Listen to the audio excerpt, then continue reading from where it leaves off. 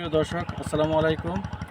গুদুলির ঠিক আগ মুহূর্তে আমি শিয়াবুন সাদিক সোহাগ, উপসহকারী কৃষি কর্মকর্তা শেরপুর সদর। এই মুহূর্তে আছি চরশেরপুর ইউনিয়নের দড়িপাড়া ব্লকের বাগেরচর গ্রামে। এখানে আমাদের একজন আদর্শ কৃষক সাইফুল ইসলাম, তিনি 35 শতাংশ জমিতে শশা আবাদ করেছেন। শশার জন্য খুবই ক্ষতিকারক একটি পোকা হচ্ছে মাছি পোকা। তাই এই মাছি পোকার ব্যবস্থাপনা হিসেবে আমরা এখানে কিউকেরো পাত স্থাপন করেছি। দর্শক, আপনাদের অবগতির জন্য জানাচ্ছি বিঘা প্রতি 11টি কিউকেরো পাতের প্রয়োজন হয়।